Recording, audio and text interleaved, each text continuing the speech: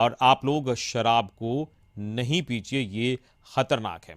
आगे बढ़ते हैं। केंद्र सरकार के निर्देशों के बाद कोरोना की तीसरी लहर की तैयारी तेज हो गई है और इसको लेकर आपको बता दें कि तैयारियां की गई है। पटना के पीएमसीएच में ऑक्सीजन प्लांट में मॉक ड्रिल की गई और इस मॉक ड्रिल में ऑक्सीजन प्लांट को स्टार्ट करने के बाद उसकी गतिविधियों को देखा गया। प्लांट से ऑक्सीजन का की निर्बाध आपूर्ति हो रही है या नहीं, इसकी जांच की गई। बता दें कि केंद्र सरकार ने कोरोना की तीसरी संभावित लहर को देखते हुए राज्य सरकार से कहा है कि ऑक्सीजन प्लांट समेत व्यवस्थाओं के रिपोर्ट भेजें, जिसके बाद ऑक्सीजन प्लांट की मॉक ड्रिल की गई।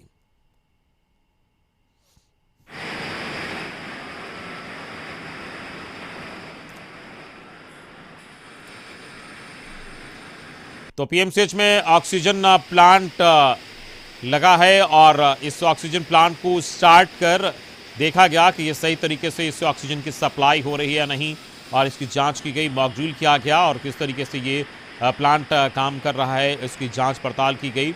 और केंद्र सरकार ने सभी राज्यों से एक रिपोर्ट मांगी है। कोरोना की तीसरी लहर, संभावित तीसरी लहर जो है, इसके मद्देनजर व्यवस्था किस तरीके से की गई है, जिसको लेकर और इसी कड़ी में ये मॉक ड्रिल किया गया। और इस वक्त हमारे साथ संवाददाता मरगूब आलम जुड़ गए, सीधे उनके पास चलेंगे। मरगूब, संभावित तीसरी लहर को देखते हुए सतर्कता बरती जा रही है और इसी कड़ी में यहां पर ऑक्सीजन प्लांट का मॉक ड्रिल किया गया। क्या कुछ आज वहां पर हुआ, कैसे इसकी जांच पड़ताल की गई?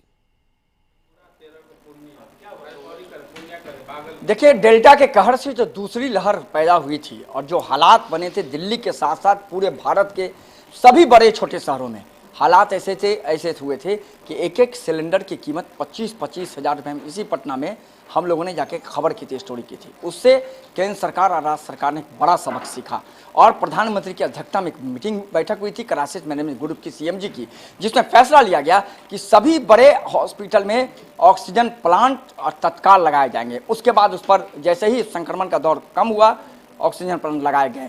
जैसे ही अभी से 15-20 दिन पहले ओमिक्रॉन का एक दहशत आया पूरे इंडिया में, आपको पता होगा जो हालात पूरे देश में बने, विश्व में बने हुए हैं।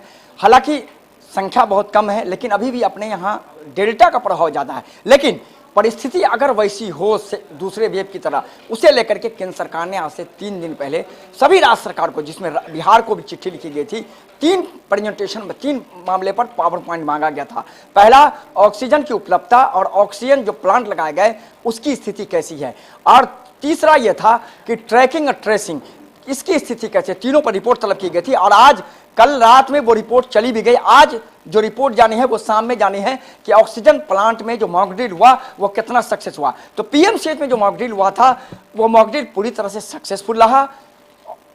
ऑक्सीजन प्लांट को स्टार्ट किया गया, वहां तकनीकी सेवा के लोग थे, डॉक्टर थे, और वहां से जो सप्लाई यूनिट था उस सप्लाई यूनिट को डॉक्टरों ने जाके देखा तो पता ये चला कि बिल्कुल ऑक्सीजन का प्रवाह बिल्कुल निर्बाध तरीके से हो रहा है। इसका सीधा मतलब था कि मॉक ड्रिल सफल रहा।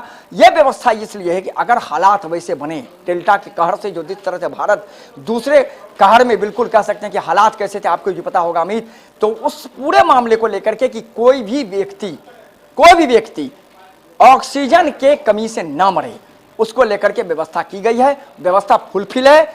जिस तरीके से आज पीएमसीएच में जो हालात, जो व्यवस्था हमने देखी, चूंकि लिक्विड पॉइंट अलग लगा हुआ है और ऑक्सीजन प्लांट अलग लगा हुआ है, दोनों की को जब मॉक ड्रिल हुआ था दोनों का मॉक ड्रिल बिल्कुल सामान्य था। और तकनीकी सेवा के लोगों ने कह दिया कि बिल्कुल कभी भी जरूरत पड़ेगी तो निश्चित तौर पर यह निर्बाध 24/7 काम करेगा। तो सीधे तौर पर जो एक सबक ली गई थी केंद्र सरकार, राज्य सरकार के द्वारा, शायद उस पर आज बहुत बड़ी तैयारी सफलता पूरी की गई है। और इस पूरी बातचीत के लिए बहुत बहुत शुक्रिया आपका। मरगूब आलम हमारे संवाददाता बता रहे थे किस तरीके से जो तैयारी की गई है उसका मॉक ड्रिल करके देखा गया कि ये किस तरीके से काम कर रहा है, और इस मॉक ड्रिल में जो ऑक्सीजन प्लांट है वो सही तरीके से ऑक्सीजन सप्लाई करता नजर आया। फिलहाल